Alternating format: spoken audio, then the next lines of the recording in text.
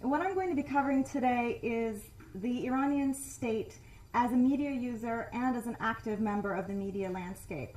In particular, I'm going to be looking at the state as a knowledge and cultural producer that variously deploys media technologies in its attempts to control, shape, and at times actively create moments and memories of national crisis.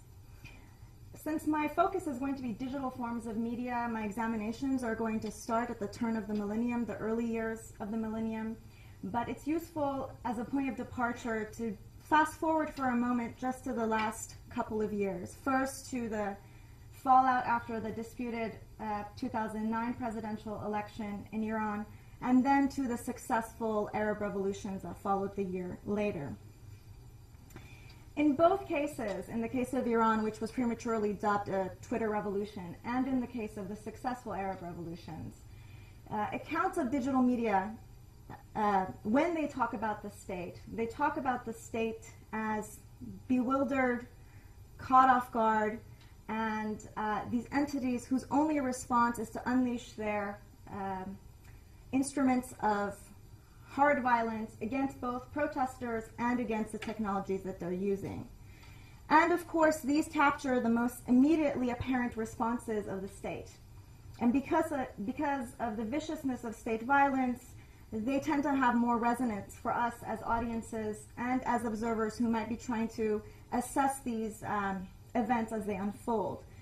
In looking at the case of Iran, it's clear that the repressive reactions do constitute an important component of the state's tactics in dealing with media, specifically with media as a potential site of dissent and opposition. But these tactics constitute only one prong of its approach to dealing with potential and unfolding crises. In addition to having monopoly over violence, states like Iran have an advantage when it comes to control over instruments of media and cultural production, as well as all the communication tools that are available via new media. So for all the talk of how much digital media has allowed individual users to circumvent the state's grip, we don't hear enough about how the state has used these same instruments to enhance its power.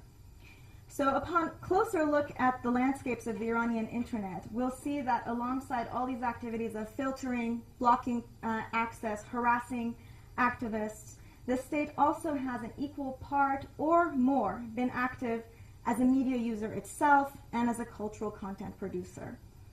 In showing how this has been the case, I'm going to highlight trends in the evolution of state engagement with media by looking at three chronological but largely overlapping phases. First, I'm going to start with the era of the blogosphere. Here we'll see the beginnings of culture wars that have been taken online. The blogosphere rises in Iran at a moment when the state is facing an internal challenge from reformist factions still, and these reformist factions tend to be the ones that draw the participation of younger segments of the population, which in turn are the segments that are most drawn to new media forms. So these transitional years from Web 1.0 to the early years of the participatory web tell us a lot about determining trends in both the Iranian internet and state responses. In this phase, the active component of the state's approach can be seen mainly in its attempts to influence and participate in discourses both on and about the blogosphere, as part of a broader project to contain the triple threat that it's facing at that moment from the intersections of youth, reformists, and new media. The second phase will take me from a discussion of the blogosphere to the state's deployment of audiovisual cultural productions, focusing on the memorialization of war through the digitization and dissemination of material pertaining to the Iran-Iraq War. I'm going to highlight developments in the state's approach to new media. In this phase, the state actually initially has an advantage over individual users because it has the resources and it has access to make audiovisual materials available online. These are the years before YouTube. Cultural productions about the Iran-Iraq War have been central to the state's narrative about itself and its claims to legitimacy. So here we'll see how it produces and spreads this material online as part of a dual process of cementing its narrative of the Iran-Iraq War and its legacy, while at the same time entrenching itself further on the Iranian internet. In the third phase, I'm going to move to the era of social media and soft war. Unlike the first two phases, where I'm placing the labels on the phases, the cultural wars and the memorialization of war, this third phase, the name for this third phase, comes from the state itself. So the soft war phase, that's what they call their own approach, and this should already give us a hint that something different is going on in the phase that takes us to the current moment. This will start following the disputed 2009 election and what is arguably the biggest crisis the state has faced to date. And here it openly articulates a tactic for dealing with digital media that integrates its past approaches, but most significantly for the developments that I'm going to be tracing today. The soft war phase will bring together the repressive arm and the proactive or active arm. Before they were working in parallel but complementary ways. Now we see them openly intersecting with one another. So in short, the trajectory that I'm going to sketch today by first going through the blogosphere years, audiovisual content digitized online, and finally the soft war phase, we'll see how the state not only mobilizes new media technologies, but because of the access that it has to resources offline, state broadcasting, publishing houses, funds, and a range of others at its disposal, it can merge these efforts with offline efforts in a way that is not always available to individual users.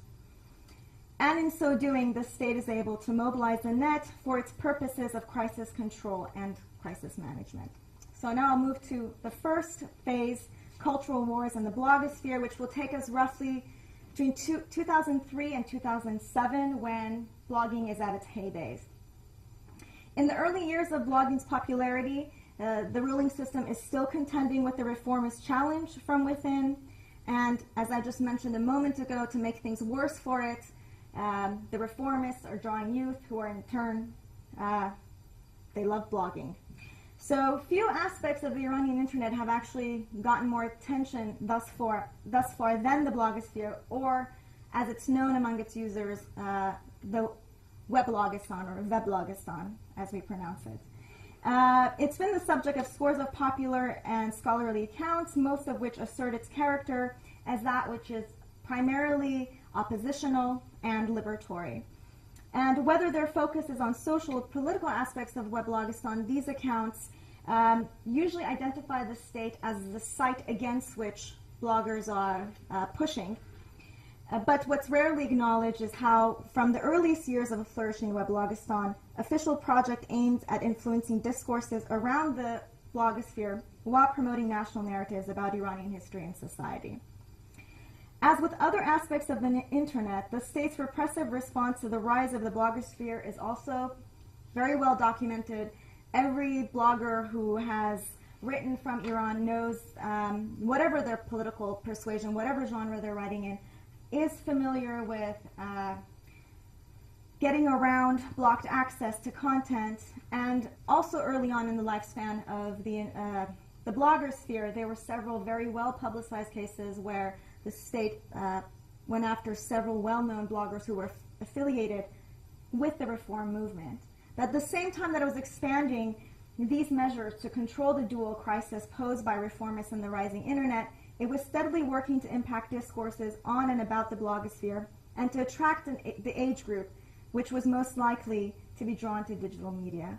One early example captures this attempt very well. It's 2004, so again, it's the early years of the blogosphere.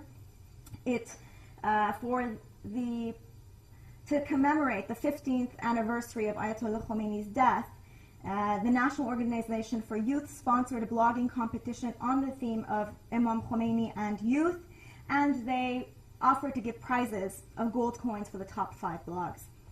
This competition ran from the date of his passing, of his birthday to his passing, so it was very much centered around him, and there were categories that bloggers submitted pieces under Imam in your own words, your memories, open forum, etc. I want to show you a screen capture of the site for the competition. This is the second year of the competition, so this is 2005. And I'd like to bring your attention to the image. Those of you who are familiar with having seen photos of Ayatollah Khomeini probably are well aware that usually it's hard to find a photo of him smiling. And here he is. He is smiling. He does look benevolent, facing youth who, again, it might not be apparent to us from at first sight, but this group right here actually, they're quite moderate in how they look. So you have a young man here who is not bearded, a woman who is wearing a very conservative hijab, but it's light. The first layer is light, and another woman who's wearing a different style of sort of more easygoing, colorful scarf. So what this captures in turn, in terms of image, it's not the image of youth that's ordinarily by the state or by outsiders' conception of the state would capture the groups that would be most drawn to writing or participating in a competition like this. Here you see the one of the prizes. You get 10 gold coins for, I forget what place this is, maybe the 5th place or something to that effect. So granting prizes provides incentives for participation, but again, it's clearly aiming at youth populations already predisposed to the ruling system to some extent, this image notwithstanding. In other words, while it may be successful in further entrenching the importance of Ayatollah Khomeini and the revolutionary rhetoric to those that come from the segment of society that make up the base support of the government, the blogging competition is unlikely to stir the sentiments of disaffected youth. Nonetheless, it's a clear indication of state attempts to encourage a particular kind of participation online, and in so doing, to both change the landscape of the Iranian internet and to establish itself within it. This competition and many others like it provide a convenient way for the state to vicariously reassert its contemporary relevance to the contemporary relevance of the system's founder and to claim a space on the blogosphere. To this day, which in internet years is long after the heyday of blogging, a variety of state institutions sponsor blogging competitions, and they are often aimed at youth population. This is a recent one. This is from the Ministry of Education, and the idea is participants will submit a blog post based on the province where they're from. So it's aimed at youth, aimed at creating a sense of national belonging, what have you. It's not ideologically driven in the same way or in the same overt way that the last case was, but of course it has the stamp of the ministry on it, and there are signs that indicate its association with the Supreme Leader's Office. For example, the corners on both sides are the name of the year as named by the Supreme Leader every year. So if we go back now to this 2004-2005 example, we see that while the state already has a wide array of instruments at its disposal, it has a monopoly on broadcasting, on the education system, state-owned publishing houses, publicly funded murals and posters. It's also mobilizing participatory culture, sometimes nudging it, sometimes pushing it in directions that fit with its vision of itself and with its vision of what the society looks like. Now, while many of these blogging competitions, again, are clearly ideological and are limited in the kinds of audiences that they might attract, these are not the only kinds of blogging competitions or instances of blogging that the state tries to intervene in. And maybe if we have time in the question and answer session, I can give you some examples of what those look like. But essentially, there are a number of examples where there have been independent bloggers who have latched onto issues, usually issues that rile up nationalist sentiment, and then the state will step in and co-opt those instances and claim it for its own. And those show that from the state perspective, you can see that it attempts to establish a presence online both by promoting content and by co-opting existing content. And like I said, we can talk about some of those examples in the question and answer session. But I want to make one more point about the blogosphere, and that is that not only does the state try to insert itself in the blogosphere, it tries to insert itself in accounts about the blogosphere. So it tries to push meta-discourses about the blogosphere. If we think about it for a moment, those of you who are familiar with the Iranian blogging communities and how you came to know the blogs, it's not just from us going and finding things on our own. Usually there are circles where our attention is directed to certain blogs from books, from newspaper articles, etc. And so knowing this, the state also tries to mobilize its instruments of knowledge production.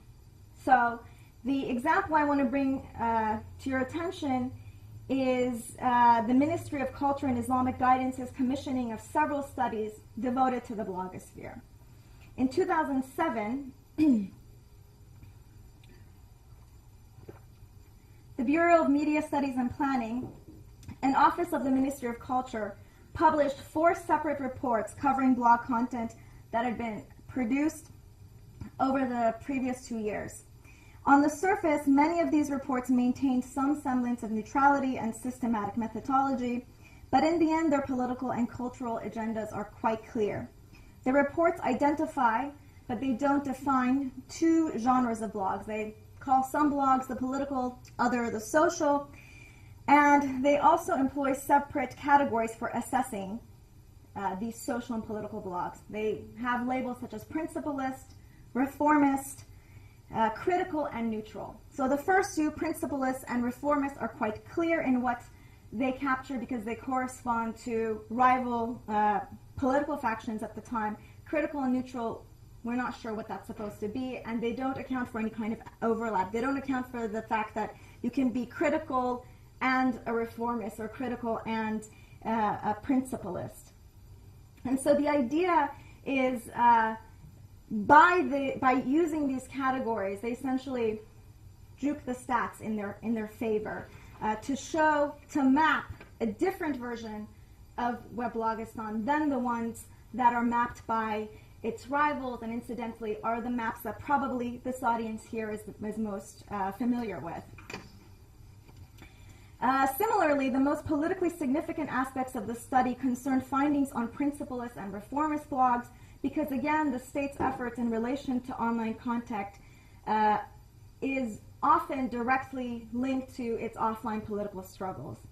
I want to make one last point about the studies that the ministry commissioned, because it's very interesting and very telling in terms of the trajectory that I'm tracing today. Already in 2006, the ministry's own reports indicate that the blogosphere is in a state of stagnation.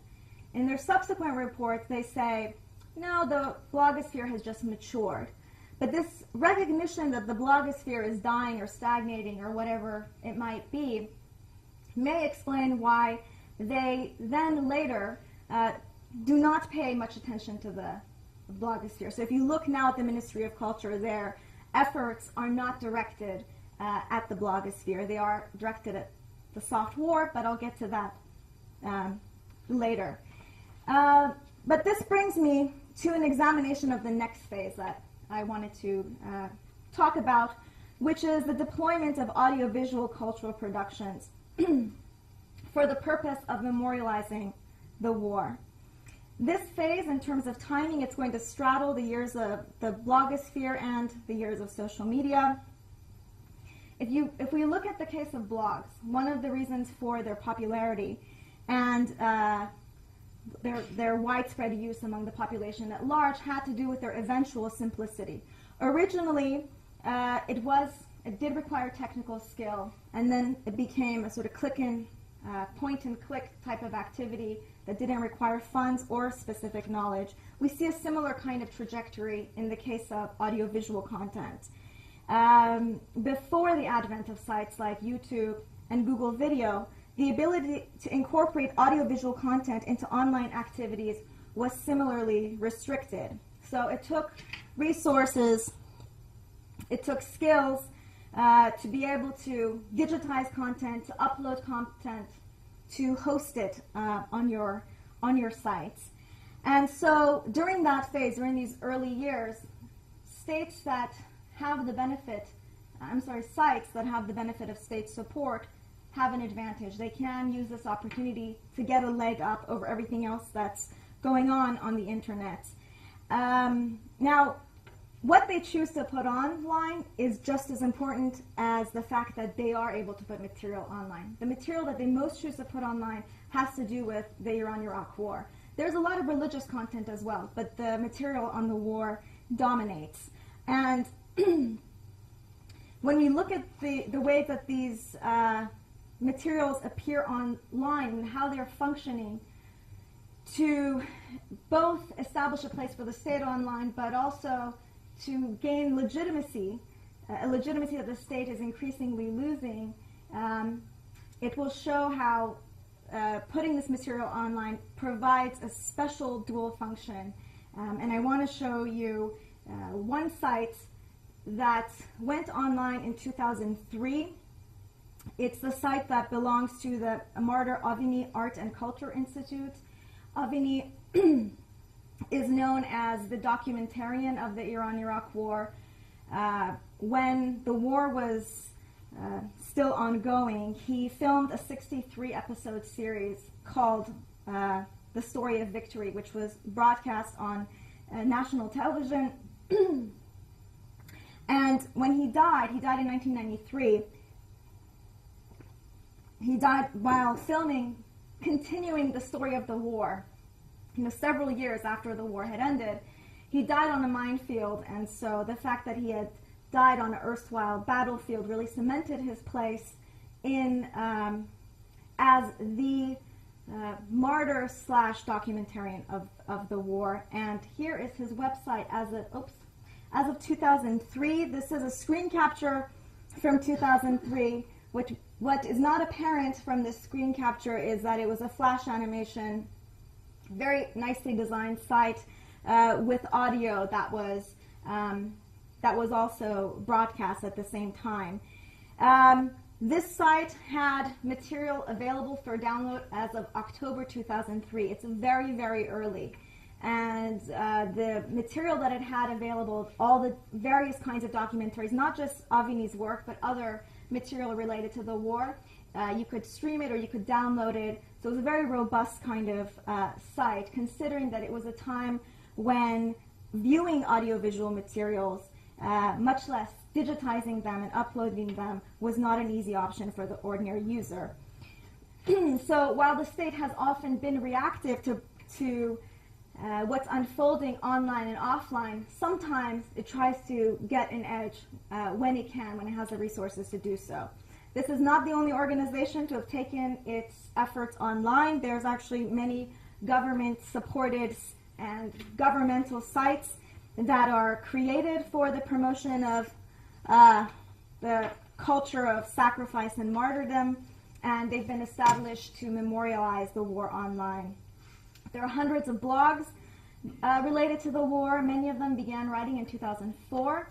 It's actually no accident that in 2004, the same time that we see a rise in the blogs about the war, there are also dozens of books published about the war in Iran.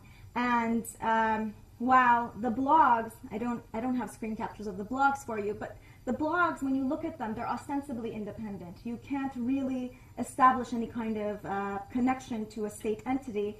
But the fact that we can't ascertain for sure if it's state-funded is also a sign of a further development in state presence.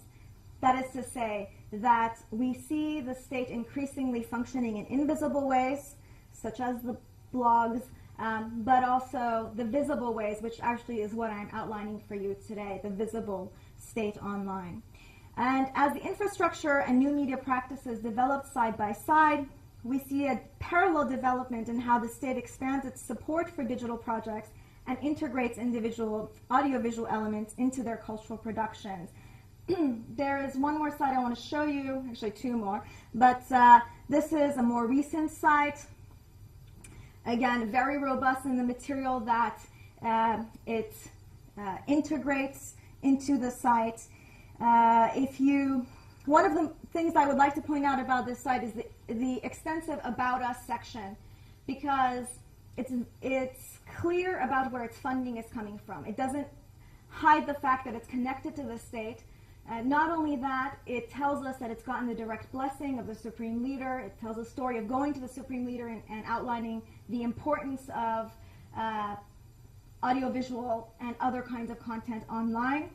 And I'd like to actually read for you this their own mission statement, because it very clearly lays out some of what I've been pointing to all along. I'm going to quote, "One of the most valuable goals of the Islamic Republic is the production and expansion of knowledge and culture building in the correct Islamic manner. In this regard, media have an effective and constructive role, and each work as an instrument to produce and transfer culture among various groups in society. Among these, as the newest and most modern mass communication instruments, websites play the most important role." And so they have this lengthy About Us section where they tell us how they fulfill this role.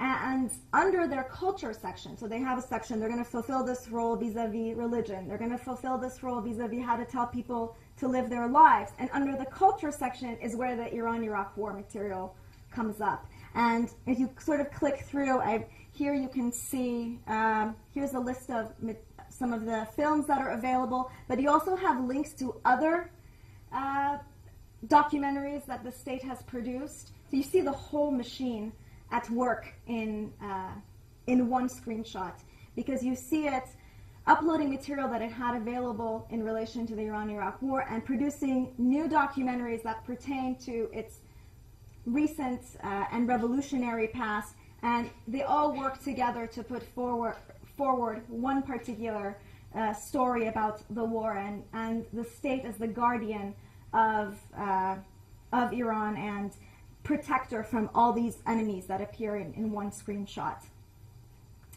There's another site, I'll just quickly go through this one.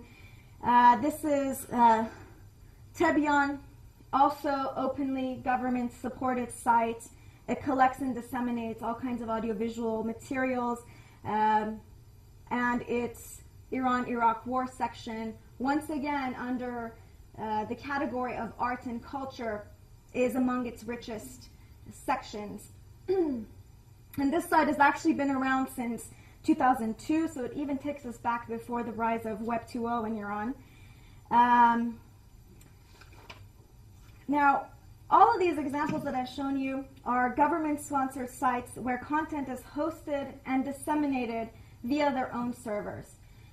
They cannot and do not compare in popularity or capacity with global platforms like YouTube or Google Video in its original incarnation.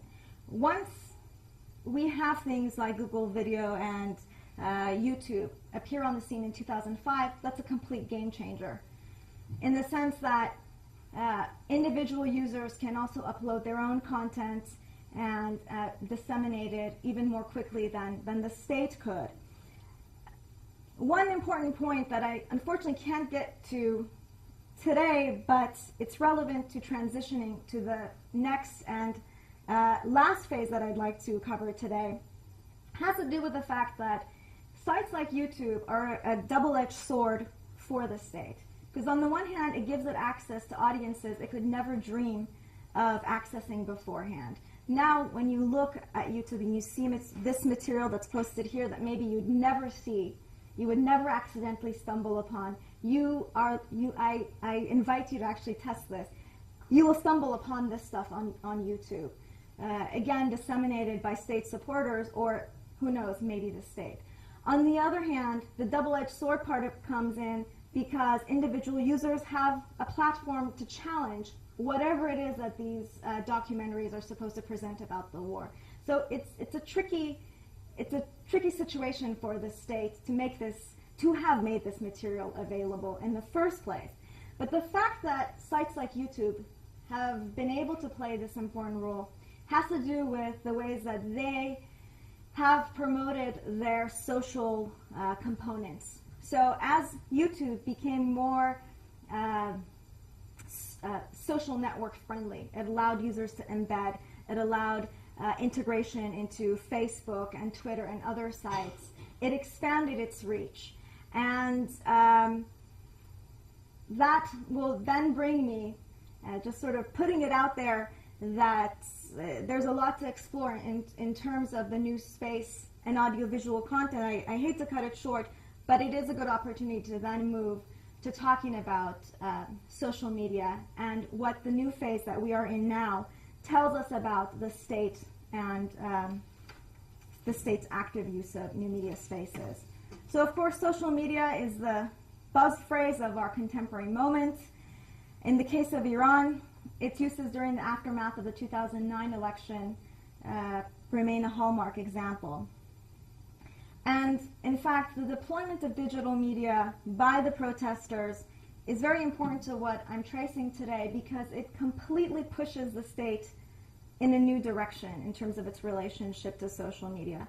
But first, let me step back a little bit and tell you about the advent or the rise of social media on the Iranian internet, because outlining those developments will, I think, emphasize the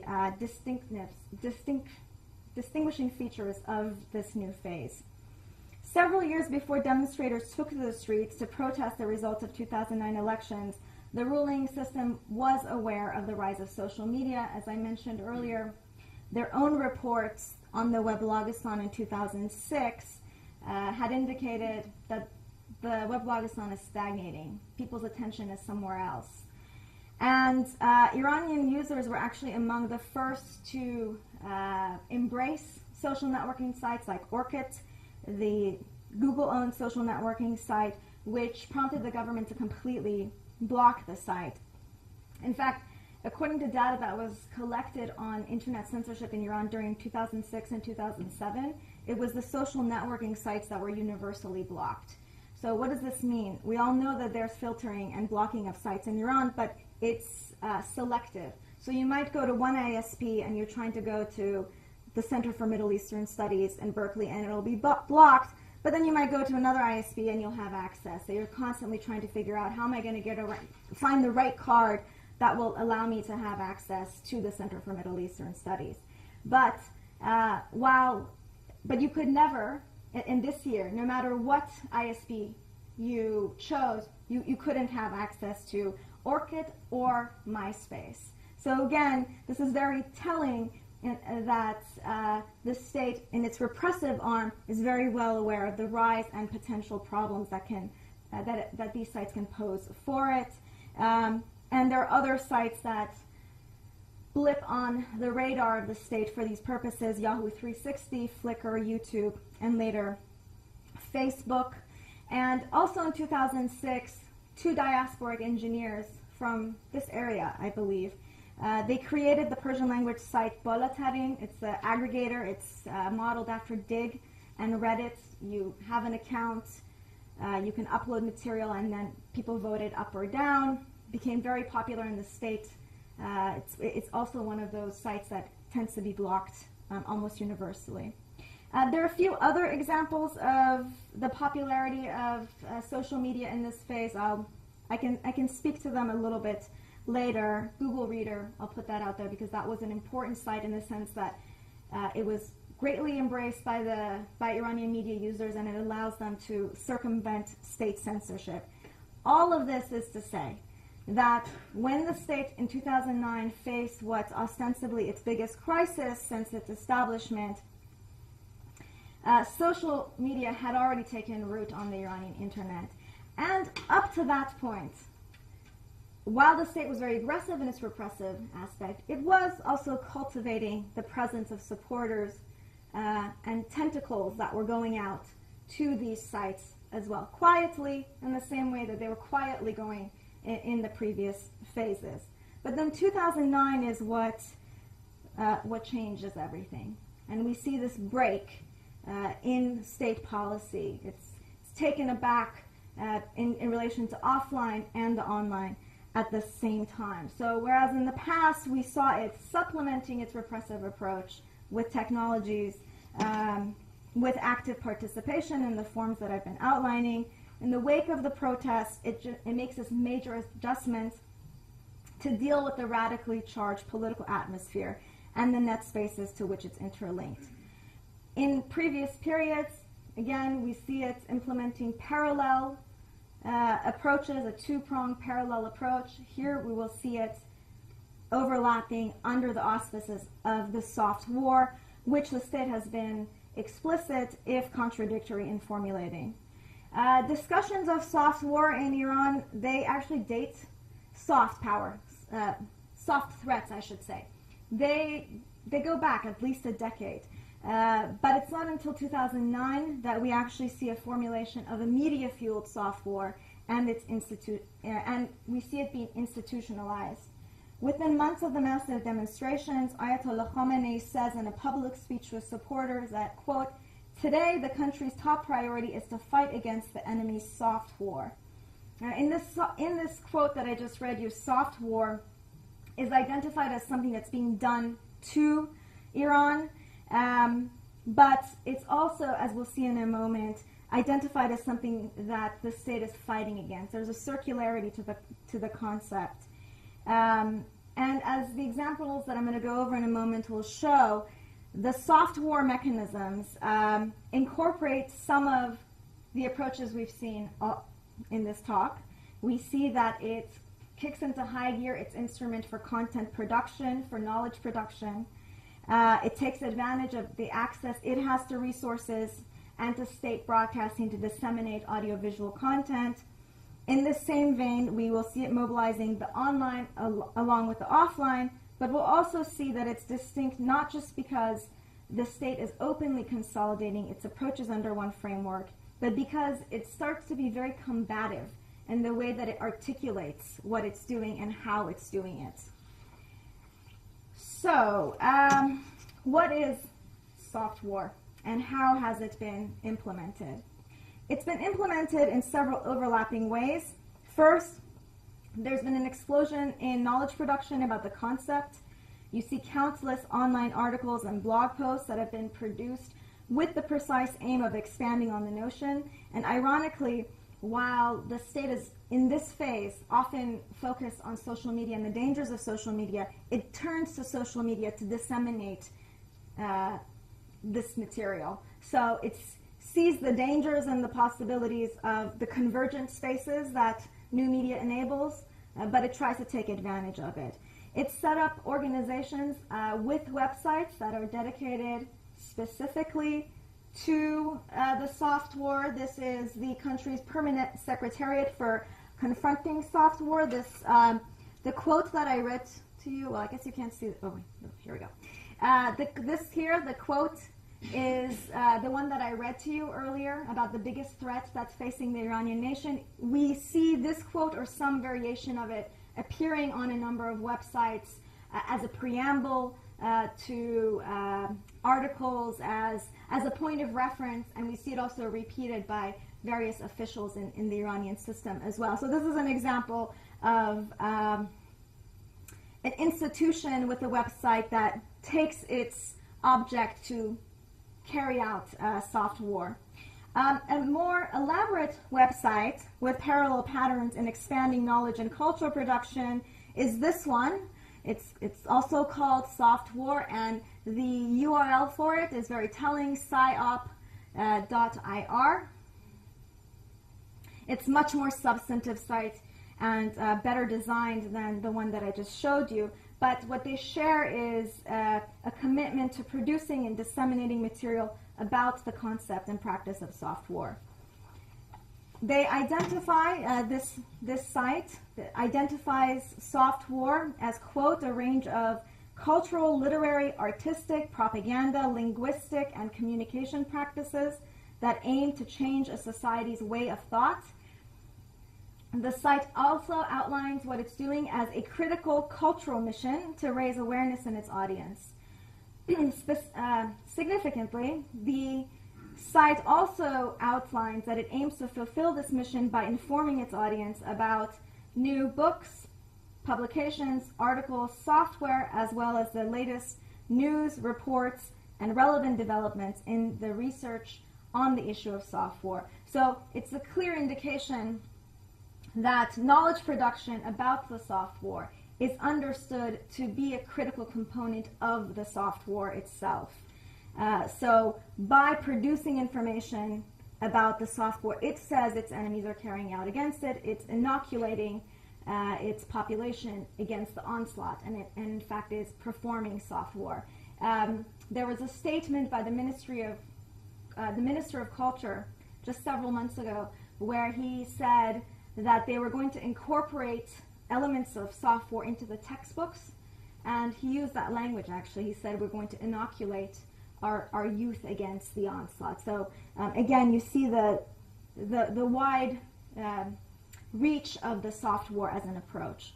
So both topics covered on this on the Secretariat site and this site emphasize that new strategies are being employed against Iran that require new responses.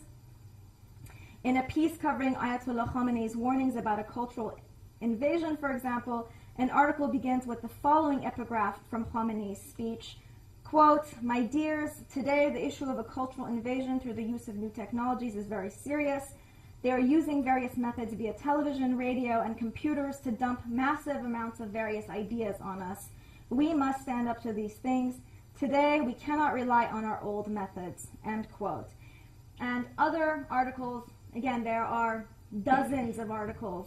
These are just produced over the last year or so, such as, with titles such as "The Challenges and Strategies for Dealing with the Cultural NATO," similarly warn against new forms of threat and the need for confronting them in creative ways.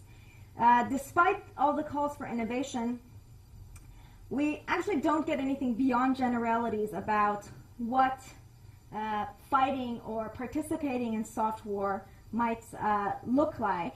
While this site in particular is relatively robust in the spectrum of external soft war that it analyzes everything from the popular satellite network belonging to the singer, the diva Gugush, to Voice of America, to a range of other websites that it identifies as anti-Iranian. It constantly blurs the boundary between resisting soft war of the enemy and carrying out soft war.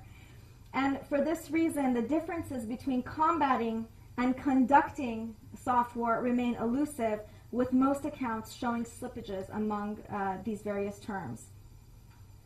The lack of clarity about the parameters of soft war notwithstanding, the fields of knowledge production about it extend to the offline. So, again, there are newspaper articles, books, and television programs aimed at educating the public about the enemy's soft war and how to respond in kind. There have been a number of books published in the last year. More are forthcoming. Another recent statement by the Ministry of Culture representative, in addition to saying they were going to change textbooks, they said that producing books about soft war was going to be among their top priorities. The other two priorities, one of them had to do with religion, and the second had to do with the Iran-Iraq war. In fact, okay, I just said this. Much of the material that's been produced in this regard either appears on or is covered by sites that self-identify as participants in the soft war, showing that, like its perceived enemies, the state is maximizing the opportunities that are provided by convergent new media spaces. For example, the nationally broadcast television show Raz devoted its August 22nd, 2011 episode to the do's and don'ts of cyberspace, and they brought together a roundtable of experts, one of whom has a very visible presence on new media sites, including social media. And during this roundtable, they discuss what the soldiers of soft war could do to perceive and respond to these perceived threats. And in doing so, we see parallels, again, with the earlier phases from the blogosphere and moving images. I have a screen capture. It's a little bit blurry, but this is the roundtable that they had. And I chose to take a screen capture and show it to you because it's available off the website for the show. And we once again see the machinery of the state at work, the resources that it has access to. It is able to film this, to put this roundtable together, to broadcast it, and then also make it available in digital form on the website of the show, and then disseminate it via other social media spaces. So it really is taking full advantage of the convergent spaces offered by new media. But beyond the distribution process, I want to bring your attention to the language that's being used. So far, I've been sort of outlining the blurring of the boundaries between soft war as something that's done to Iran versus soft war as something that Iran does or resists. What's important here is the language, the militarized and the military language. Number one, soft war. In the U.S., we're used to this. War against drug, war against poverty, war against terror. It's not that common in the Iranian context. So the language is quite militarized, but beyond using militarized language, beyond talking about soft warriors or a soft war, it actually makes an explicit connection between the soft war and the military itself. In June 2011, there was a soft war workshop on social networks, and it was held in Tehran, and I'm quoting the news reports here for you. Over 400 high-ranking commanders, managers, and cultural experts from the armed forces attended this workshop, where panelists spoke on topics such as field studies in soft war and the specificities of social media and their impact on society, and the like. So in sum, we have a significant gathering devoted to soft war, but it's attended by the symbol of hard war, the military, and high-ranking military personnel at that. And perhaps this is the best evidence of what I'm suggesting is one of the most distinct characteristics of this new phase: the open merger of the repressive arm of the state with the tactics that it has used as a cultural and knowledge producer that participates in new media spaces.